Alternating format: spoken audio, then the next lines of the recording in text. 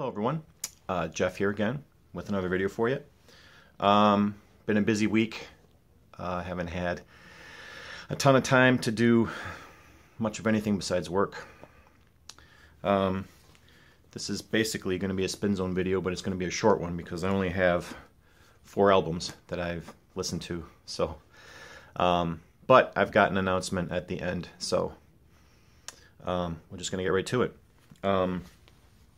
As for what I've listened to this week, some of these I've shown on Facebook, some not. I don't think I posted this one on Facebook. This was No Secrets by Carly Simon. I picked this one up at an estate sale a couple months back, and it's a little noisy. It's a Butterfly Elektra label pressing, but I mean, it sounds good. It's just got a little more background noise than I usually prefer in my albums. But all in all, it's a good copy. And the music is good if you like, you know, Carly Simon. If you like that laid-back 70s singer-songwriter type of sound, which I do in certain moods. This is the perfect album for that. You're So Vain is on this one, of course, which I think was her biggest hit.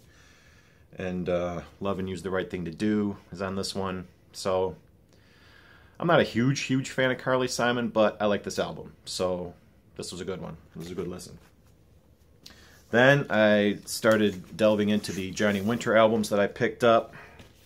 I played this one, Johnny Winter and this one actually was a little bit lighter on the guitar solos than I was used to from other Johnny Winter albums. This has his version of Rock and Roll Hoochie Coo on it, which Rick Derringer had a bigger hit with later on. But he was in the band, in this version of the band, so the music is good. Everything else is great. I expected a few more solos from Johnny, that's all. But it's well worth having, and I'd still recommend it to anyone who's looking for Johnny Winter records. So Johnny Winter and is a great listen. Then the other day I was doing some cooking, and I posted this one on Facebook. It's the first album by Chicago called Chicago Transit Authority. And I know I've said it before. Here's what the gatefold looks like. I'll just hold up the back so you can see it a little bit easier. I've said it before. I'll say it again. Chicago doesn't get a whole lot of love, out here. But God, I'm out of it today. If you were gonna pick any album, if you're just gonna pick like one Chicago album to listen to, I would probably say listen to this one, because they're not the soft ballad band like the 80s version. On this album, these guys, they rock. They've got some great elements of funk, great vocals. They've got the horn section to just give it that fat sound. And of course, there's a bunch of hits on here that I know everybody knows. Beginnings, which is probably one of my top 10 favorite songs ever. Easily probably my favorite Chicago song. Does Anybody Really Know What Time It Is? That's another great one. Question 67 and 68. Listen, which if you heard the horn riff, you would know that song. They cover I'm a Man and make it way funkier than the Spencer Davis Group. Yeah, and even Terry Kath cuts loose on a song called Freeform Guitar, which sounds very Hendrix-like. Tons of feedback and just guitar acrobatics, really. So yeah, I know a lot of people think Chicago and go bleh, but if you listen to this album with open ears, I think this would probably turn a lot of people's opinion around on Chicago. They remained pretty much like this throughout most of the 70s, and really it was only after Terry Kath died and Cetera took over is when Chicago started going. But the first probably 6 or 7 albums, I think, are just great. So, Chicago Transit Authority, great double album, and a great debut album too from a great band. And then, continuing on to my Neil Young listening, the one, the only, Ragged Glory. Well familiar with this album. Had the CD when it was new. Blew out a speaker listening to it back then on a CD. Probably playing F and Up, you know, that's that song. F and Up, that's what it's called. Great song. You can get out a lot of negative energy by cranking that song and just screaming along with it. Here's the back. So yeah, I'm well familiar with this album. Very happy to have it on vinyl. It was a tough get. This copy it's got some background noise to it. I can probably try cleaning it again, maybe with scrubbing bubbles. Maybe that would clean it up a little bit better. But it still sounds good. And this is probably Neil and Crazy Horse at their rawest up to at this point anyway. This came out in 1990. And it was Neil going back to basics and doing what they do best, just jamming out with tons of that fuzzy guitar tone that Neil is known for, tons of feedback, great songs, and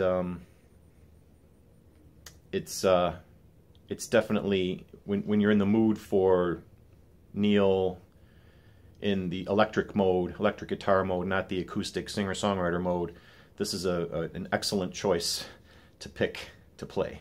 So, Ragged Glory is, actually, I just listened to this afternoon, so, and I put the headphones on because I subjected the kids to side one, and then I'm like, well, I really want to play this loud, but I don't want to blow up my speakers again, so I just put the headphones on and kept it to myself, as it were. So yeah, that's pretty much what I've got for this week. Like I said, it's been a tough week. I'm working a lot of overtime. Haven't had a lot of free time to spin, so hopefully next week will be better.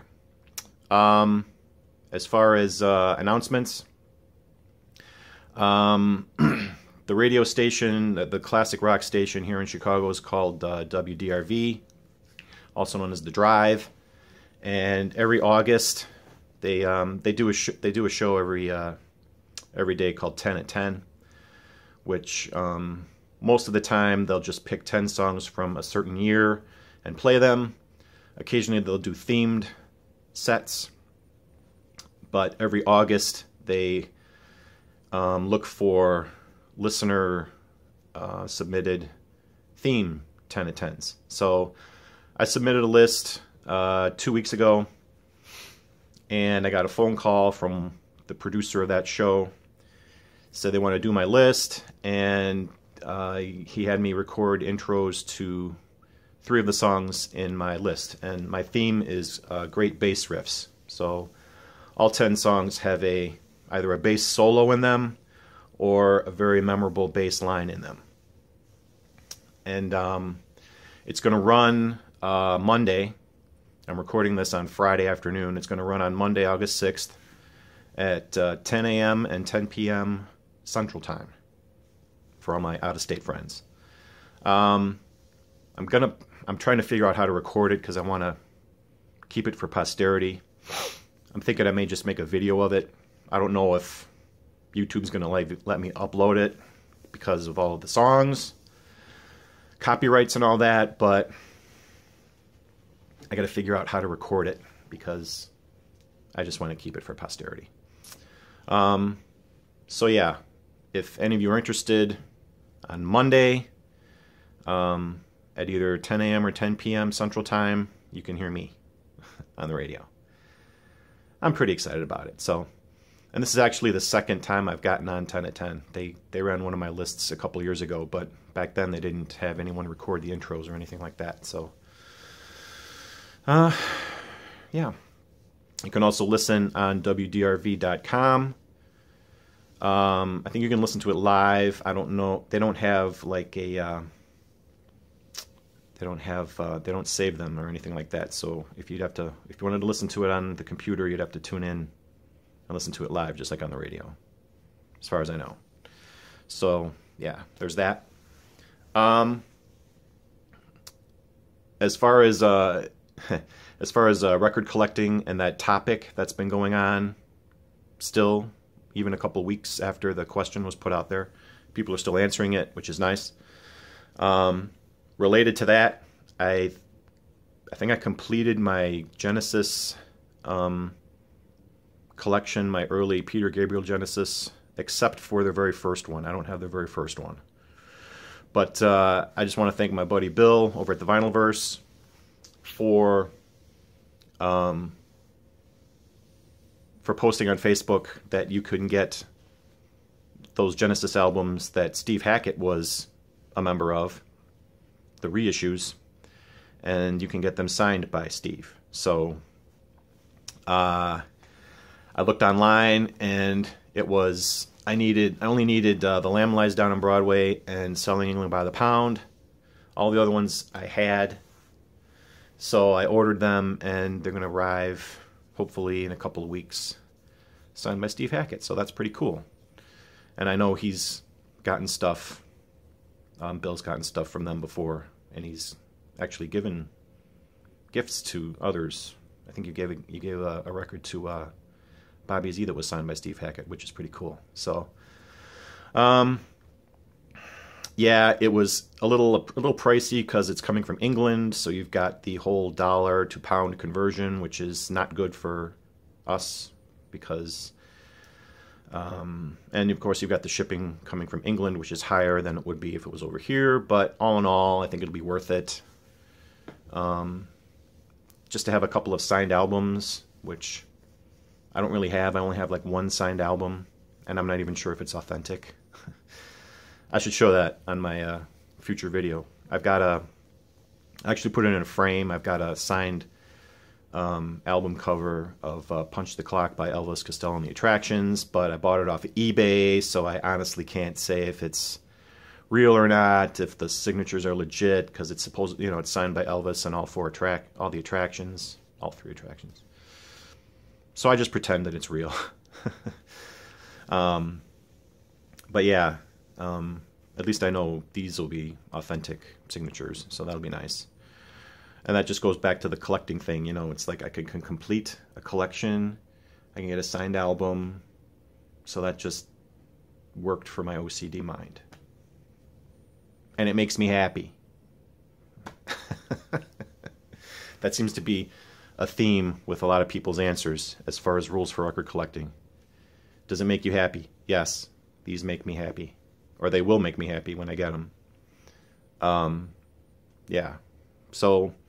like I said, this is a short video. Been a busy week. Haven't done a lot of listening or acquiring anything. So I'm going to cut it off here. Like I said, tune in to WDRV on Monday for my 10 at 10 list. And I'll see you guys hopefully next week. So hope everyone has a great weekend. It's going to be hot as hell here in Chicago over this weekend. It's going to be humid and 90s, and I have to work 12-hour shifts on Saturday and Sunday too, so it just never stops. All right, guys, take care, peace, and I will see you again soon.